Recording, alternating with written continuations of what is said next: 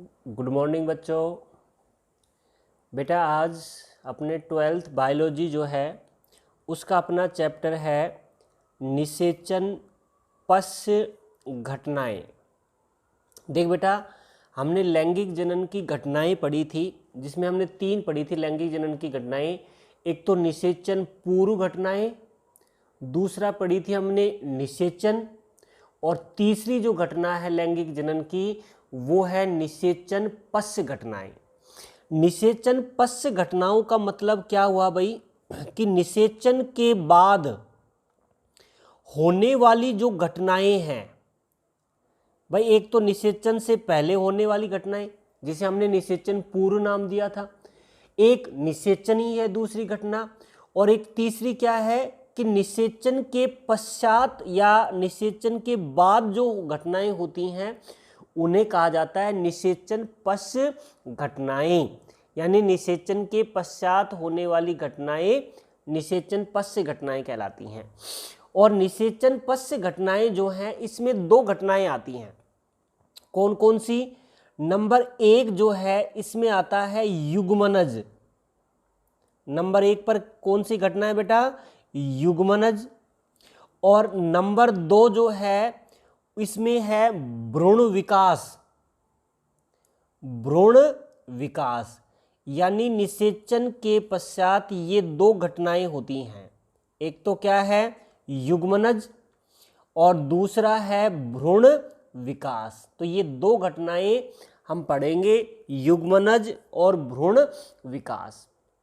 ठीक बेटा, अब सबसे पहला जो टॉपिक है इसका पहली जो घटना है वो लेते हैं युग्मनज यानी जाइगोट।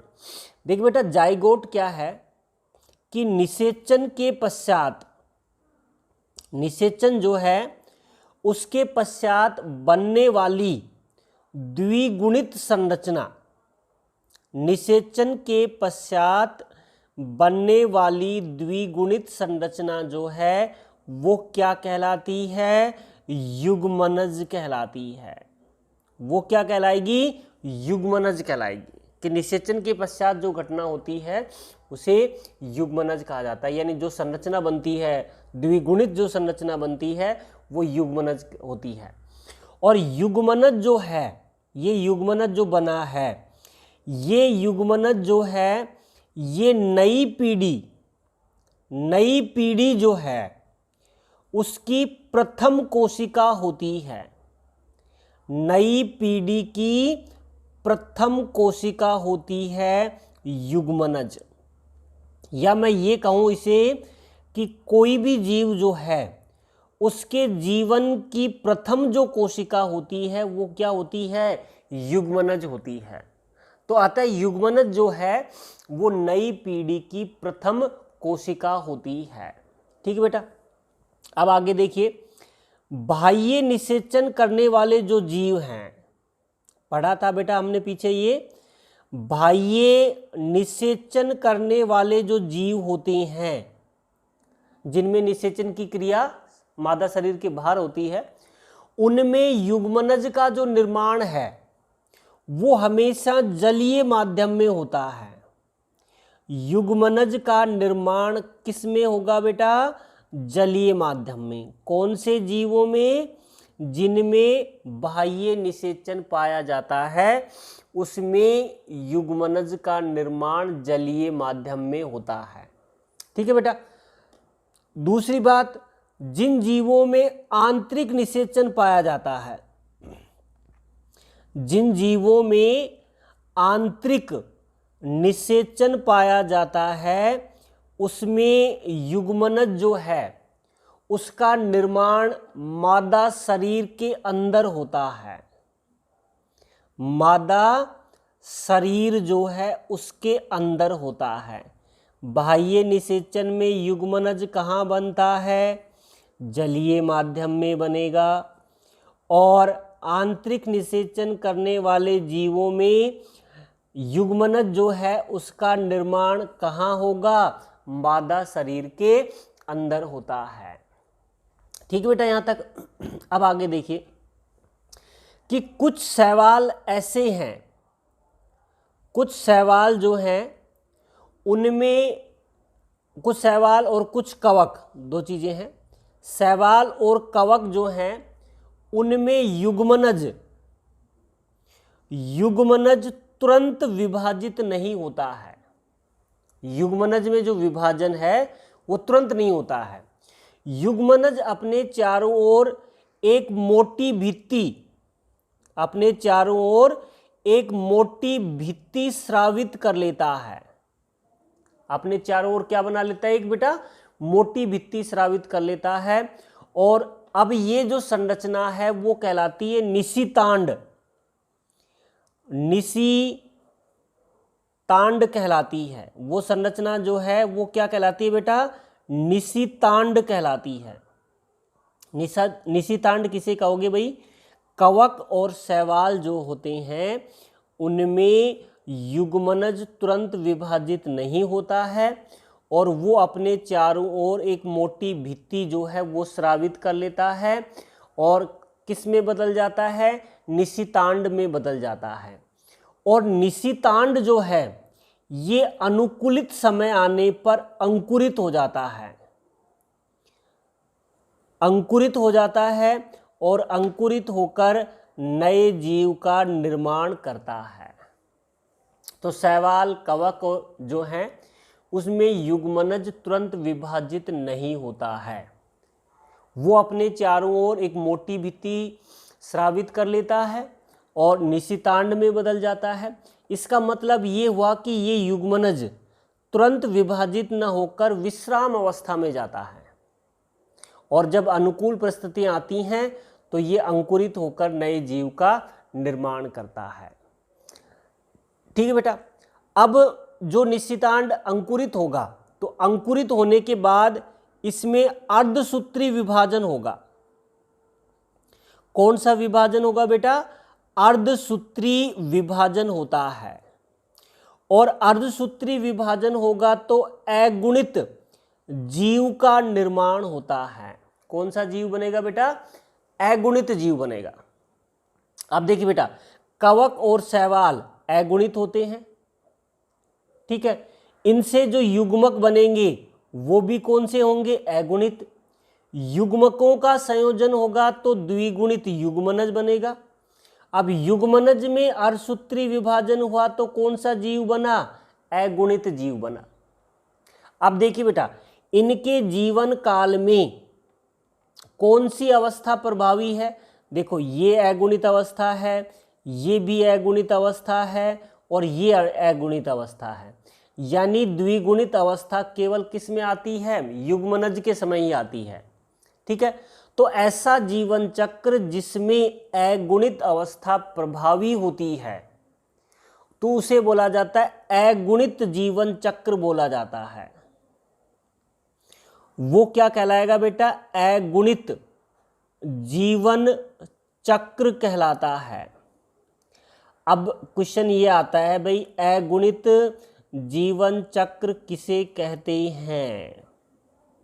अगुणित जीवन चक्र यानी वे जीव जिनके जीवन काल में अगुणित अवस्था प्रभावी होती है। भाई देखिए, द्विगुणित अवस्था तो केवल युग्मनज के समय आती है, बाकी जो अवस्थाएं हैं वो क्या होती हैं, अगुणित होती हैं। तो जीवन चक्र क्या कहलाएगा, अगुणित जीवन चक्र कहलाता है, ठीक है। और ये किन में है बेटा, शैवाल में और किन में, कवक जो हैं उनमें ये पाया जाता है, ठीक है बेटा। अब आगे बात करते हैं, ये तो शैवाल और कवक हो गया। उसके बाद देखिए, अधिकांश जो जीव हैं, ज्यादातर जो जीव होते हैं उनमें युग्मनज जो है ये विश्राम अवस्था में नहीं जाता है। युग्मनज किस में नहीं जाता है, विश्राम अवस्था में नहीं जाता है। वो तुरंत समसूत्री विभाजन द्वारा विभाजित होकर नए जीव जो है उसका निर्माण करता है। भाई अधिकांश जो जीव होते हैं, ज़्यादातर जो जीव होते हैं, उनमें युग्मनज विश्राम अवस्था जो है उसमें नहीं जाता है, वो तुरंत समसूत्री विभाजन द्वारा विभाजित होकर नए जीव का निर्माण करता है। अब देखिए बेटा, अधिकांश जो जीव होते हैं, आपने पढ़ा होगा, वो द्विगुणित अवस्था में होते हैं बेटा। अब इसमें जब युग्मक बनेंगे तो युग्मक आपने पढ़ा होगा कि अगुणित होते हैं, युग्मकों का संयोजन होगा तो द्विगुणित युग्मनज बनेगा। द्विगुणित युग्मनज में समसूत्री विभाजन होंगे तो कौन सा जीव बनेगा बेटा? द्विगुणित जीव जो है उसका निर्माण होता है। अब देखिए बेटा, इसमें कौन सी अवस्था प्रभावी है भाई बताओ, कौन सी अवस्था है? द्विगुणित।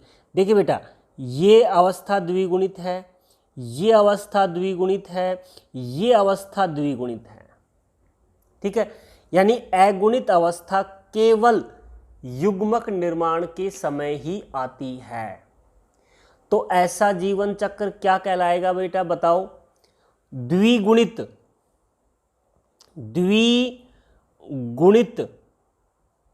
जीवन चक्र कहलाता है। क्या कहलाएगा बेटा? द्विगुणित जीवन चक्र कहलाता है। ऐसे जीव जिनके जीवन चक्र में द्विगुणित अवस्था प्रभावी होती है, तो वो जो जीवन चक्र है वो द्विगुणित जीवन चक्र कहलाता है, जो किन में मिलेगा? अधिकांश जीवों में पाया जाता है, ठीक है बेटा।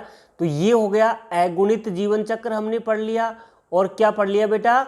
द्विगुणित जीवन चक्र हमने पढ़ लिया, ठीक है बेटा। अब आगे बात करते हैं, और आगे का टॉपिक बेटा ध्यान देना कि आपने पढ़ा हुआ है ये टॉपिक कि मोस व फर्न, ये पढ़ा था बेटा आपने 11th में। मोस व फर्न जो होती हैं, मोस व फर्न होती हैं, उनमें द्विगुणित युग्मनज जो है, इसमें समसूत्री विभाजन, इसमें क्या होगा बेटा? समसूत्री विभाजन होगा, और समसूत्री विभाजन होने से द्विगुणित पादप बनता है। क्या बनेगा? द्विगुणित पादप बनेगा। किसमें? मोस व फर्न जो होते हैं उनमें जो युग्मनज, द्विगुणित युग्मनज है, उसमें समसूत्री विभाजन होगा, और समसूत्री विभाजन से द्विगुणित पादप जो है उसका निर्माण होगा। अब इस द्विगुणित पादप में अर्धसूत्री विभाजन के द्वारा, कौन से विभाजन के द्वारा? अर्धसूत्री विभाजन के द्वारा अगुणित बीजाणु बनते हैं। क्या बनेंगे बेटा? अगुणित बीजाणु बनते हैं, ठीक है। और ये अगुणित जो बीजाणु होते हैं, जो अगुणित बीजाणु बने हैं, अब इन अगुणित बीजाणुओं से अगुणित पादप का निर्माण होता है। क्या बनता है? अगुणित पादप बनता है। अब मोस व फर्न जो होते हैं, मोस और फर्न जो पादप होते हैं, इनके जीवन चक्र में अगुणित अवस्था और द्विगुणित अवस्था जो होती है, ये लगभग समान होती है। अगुणित अवस्था भी प्रभावी होती है और द्विगुणित अवस्था भी प्रभावी होती है। दोनों अवस्थाएं प्रभावी हैं इनके जीवन चक्र में, क्योंकि देखो द्विगुणित युग्मनज बना, देखिए पादप हमेशा अगुणित है, फिर इससे द्विगुणित युग्मनज बना। अब द्विगुणित युग्मनज से नया जीव बना, फिर उसमें अर्धसूत्री विभाजन हुआ, और अर्धसूत्री विभाजन से अगुणित क्या बने? बीजाणु, और अगुणित बीजाणु से वापस अगुणित पादप का क्या होता है? निर्माण। यानी द्विगुणित अवस्था और अगुणित अवस्था जो है वो दोनों प्रभावी होती हैं। अतः ऐसे जीवन चक्र को क्या कहेंगे भाई बताओ? ऐसे जीवन चक्र को कहा जाता है अगुणित द्विगुणित, अगुणित द्विगुणित जीवन चक्र कहा जाता है। इसे क्या कहा जाएगा बेटा? अगुणित और द्विगुणित जीवन चक्र कहा जाता है। भाई दोनों अवस्थाएं प्रभावी है, तो क्या बोलोगे उसे? अगुणित और द्विगुणित जीवन चक्र कहा जाता है। और ये किस में मिलेगा बेटा? मोस व फर्न जो है उनमें ये पाया जाता है। ठीक है बेटा, तो ये निषेचन पश्य घटना जो थी उसका हमने पहला पढ़ लिया, युग्मनज। ठीक है बेटा, अब उसके बाद दूसरी घटना है जो निषेचन के पश्चात आती है, और वो कौन सी घटना है जो निषेचन के पश्चात आती है? दूसरी घटना बेटा बताओ। दूसरी जो घटना है वो है भ्रूण विकास। नंबर 2 पर लेते हैं, वो है भ्रूण विकास। और भ्रूण विकास जो है इसको हम कह सकते हैं भ्रूणोद्भव।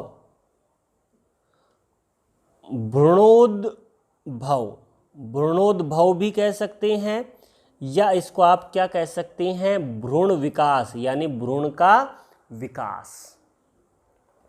ये कौन सी घटना है बेटा? निषेचन के पश्चात होने वाली दूसरी घटना है, भ्रूण का विकास।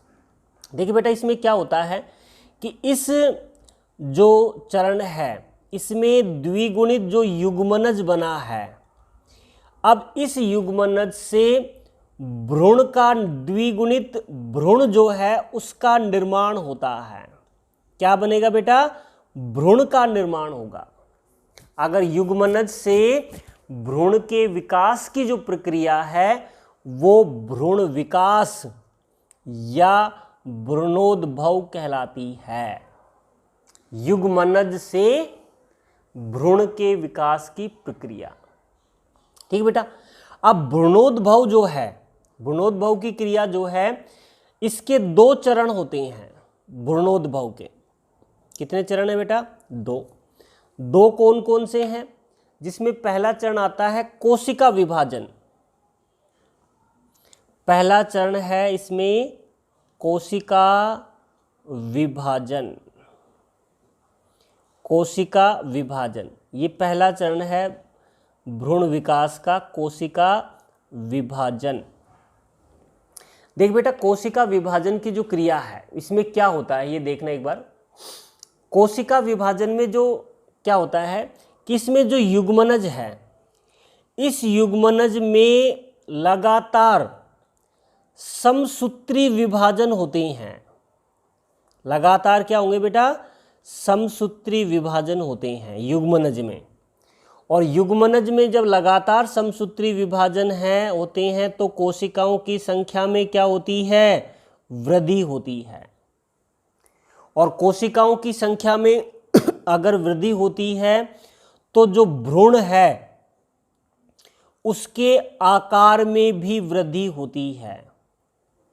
भ्रूण के आकार में भी वृद्धि होती है। भाई जैसे कोशिकाओं की संख्या विभाजन होगा तो 1 से 2 बनती हैं, 2 से 4, 4 से 8, 8 से 16, 16 से 32, इस तरह लगातार कोशिकाओं की संख्या बढ़ेगी। और कोशिकाओं की संख्या बढ़ेगी तो भ्रूण जो है उसके आकार में भी क्या होगी? वृद्धि। तो पहला जो चरण है इसका वो है कोशिका विभाजन, कि लगातार विभाजन होने से कोशिकाओं की संख्या बढ़ती है और भ्रूण के आकार में वृद्धि होती है। ठीक है बेटा, ये पहला चरण हो गया। अब दूसरा चरण लेते हैं कोशिका विभेदीकरण। कोशिका विभेदीकरण।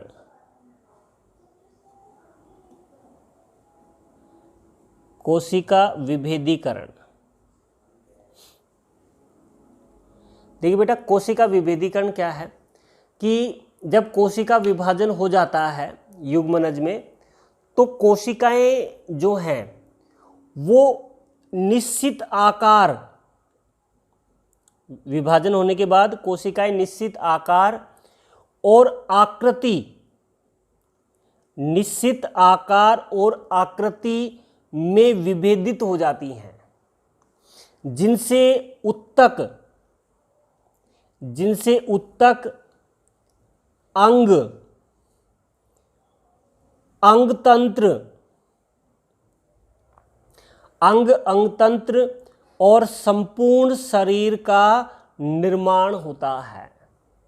जब कोशिकाओं में विभाजन की क्रिया पूर्ण हो जाती है, तो पहला चरण पूर्ण हो जाता है, तब कोशिकाएं निश्चित आकार और आकृति ग्रहण कर लेती हैं और वो उत्तक, अंग, अंगतंत्र और संपूर्ण शरीर का निर्माण करती हैं। तो ये दूसरा चरण क्या होगा बेटा? कोशिका विभेदीकरण। क्या होगा इसमें? उत्तक बनेंगे, अंग बनेंगे, अंगतंत्र बनेगा और संपूर्ण शरीर का निर्माण होगा। ठीक है बेटा। अब आगे देखिए कि भ्रूण विकास जो है, भ्रूण विकास की जो क्रिया होती है, इसके आधार पर जीव जो हैं ये दो प्रकार के होते हैं। भ्रूण का विकास कैसे होता है, इसके आधार पर जीव जो हैं ये दो प्रकार के होते हैं। किसके आधार पर बेटा? भ्रूण विकास के आधार पर, जिसमें हम पहला लेते हैं अंडप्रजक। अंडप्रजक, देखिए बेटा, अंडप्रजक नाम से पता लग रहा है कि अंडे देने वाले प्राणी, वो क्या कहलाएंगे? अंडप्रजक। देख बेटा, कुछ प्राणी ऐसे होते हैं जो निषेचित अंडों को, कौन से अंडों को बेटा? निषेचित अंडे जो हैं उनको सुरक्षित स्थानों पर देते हैं। निषेचित अंडों को सुरक्षित स्थानों पर देते हैं और उन अंडों के चारों ओर कैल्शियम कार्बोनेट जो है उसका एक कठोर रक्षात्मक आवरण पाया जाता है। कठोर रक्षात्मक आवरण पाया जाता है कैल्शियम का, कठोर रक्षात्मक आवरण होता है। ठीक है, जो अंडे को सुरक्षा प्रदान करता है। जैसे आपने मुर्गी का अंडा देखा होगा बेटा, वो उसके चारों ओर कठोर कैल्शियम का क्या होता है? एक आवरण होता है। और एक निश्चित समय अवधि के पश्चात अंडे में स्फुटन की क्रिया होती है और स्फुटन की क्रिया से नए शिशु जो है उसका निर्माण होता है या जन्म होता है। ठीक है, ऐसे जीव क्या कहलाते हैं? अंडप्रजक कहलाते हैं। और अंडप्रजक कौन से जीव अंडे देते हैं? जैसे कि इसमें आता है एक तो पक्षी अंडे देते हैं, और उसके अलावा सरीसर्प जो हैं ये अंडप्रजक होते हैं, जो निषेचित अंडों को सुरक्षित स्थानों पर देते हैं और जिनके चारों ओर कैल्शियम का कठोर रक्षात्मक आवरण होता है। और ये अंडे एक निश्चित समय अवधि के बाद स्फुटित होते हैं और उनसे नए जीव का या नए शिशु का जन्म होता है। तो ऐसे जीव अंडप्रजक कहलाएंगे, जिसमें पक्षी और सरीसर्प आते हैं। ठीक है बेटा। अगला जो है दूसरा जो प्रकार लेते हैं जीव का, वो आता है सजीव प्रजक। सजीव प्रजक, देखिए बेटा, सजीव प्रजक कौन से हैं? देखिए बेटा, वे जीव जिसमें युग्मनज से भ्रूण का निर्माण, युग्मनज जो है उससे भ्रूण का जो निर्माण है वो मादा शरीर के अंदर होता है। युग्मनज से भ्रूण का विकास मादा शरीर के अंदर होता है और भ्रूण का जो परिवर्धन है वो भी मादा शरीर के अंदर ही होता है। ठीक है बेटा। और एक निश्चित समय अवधि के बाद प्रसव की क्रिया होती है और जब प्रसव होता है तो नए शिशु जो है उसका जन्म होता है। नए शिशु जो है उसका क्या होता है? जन्म होता है। तो ऐसे जीव क्या कहलाते हैं? सजीव प्रजक। और सजीव प्रजक प्राणियों में कौन से जीव आते हैं बेटा? स्तनधारी, स्तनधारी प्राणी। भाई देखिए, अंड प्रजक सीधा ये कह सकते हैं अंडे देने वाले प्राणी। सजीव प्रजक किसे कह सकते हो? बच्चे उत्पन्न करने वाले प्राणी, जिनमें भ्रूण का परिवर्तन मादा शरीर के अंदर होता है। भाई अगर क्वेश्चन ये आता है कि भाई बताइए कि अंड प्रजक प्राणियों की और सजीव प्रजक प्राणियों की जो संतानें हैं, उनकी उत्तरजीविता किन की अधिक होती है? उनमें उत्तरजीविता यानी जीवित रहने की जो क्षमता है वो किन की अधिक होती है? भाई अंड प्रजक की ज़्यादा होती है या सजीव प्रजक की? तो क्या आंसर होगा बेटा? सजीव प्रजक। सजीव प्रजक प्राणियों की संतानों की उत्तरजीविता अंड प्रजक प्राणियों से अधिक होती है। क्यों?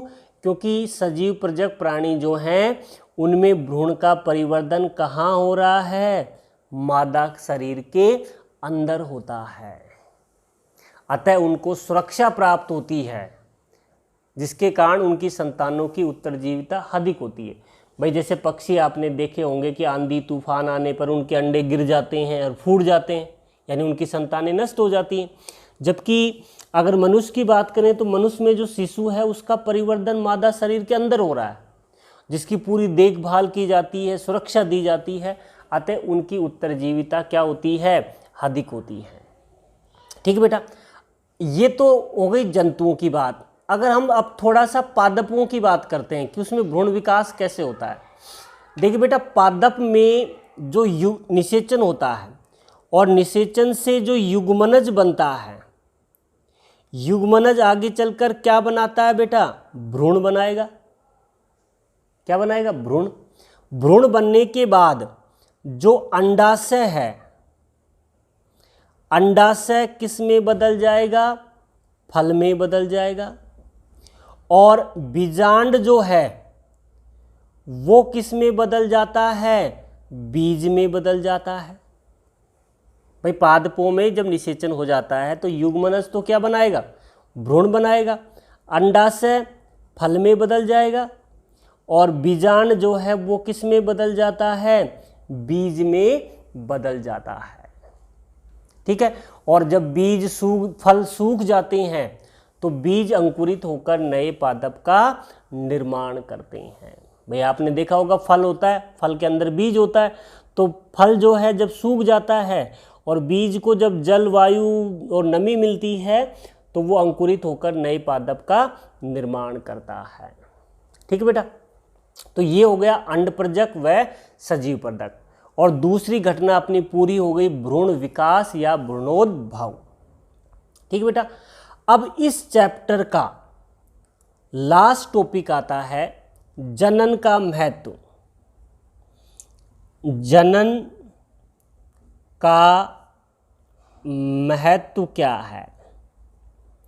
क्वेश्चन ये आता है कि जनन का महत्व क्या है, या क्वेश्चन ये आ सकता है कि जीवों में जनन क्यों आवश्यक है, या जनन न हो तो क्या हो। तो वो हम यहाँ पर पढ़ेंगे जनन का महत्व, यानी जनन का क्या क्या महत्व है।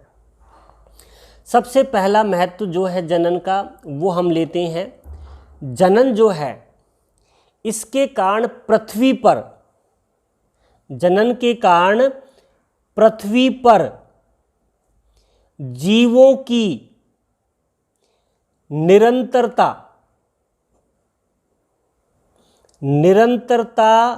बनी रहती है। भाई जीव जो है वो जनन करता है और नए जीव का निर्माण करता है। ठीक है, और इसी कारण पृथ्वी पर जनन के कारण जीवों की निरंतरता हमेशा या लगातार बनी रहती है।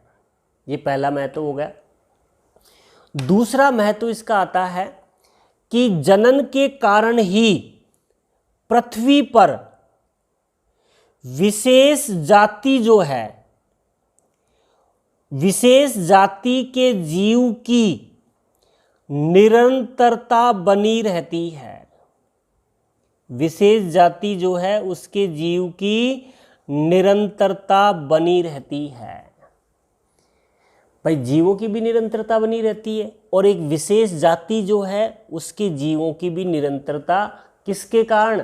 जनन के कारण ही बनी रहती है। अगर जनन नहीं हो तो कोई जाति कुछ ही समय में क्या हो जाएगी? विलुप्त हो जाएगी, क्योंकि नया जीव नहीं बनेगा और एक जीव निश्चित अवधि के बाद मृत्यु हो जाएगी उसकी।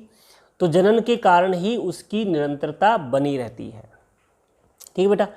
तीसरा अंतर, तीसरा जो महत्व है जनन का वो क्या है कि जनन के कारण संतति में विभिन्नताएं उत्पन्न होती हैं।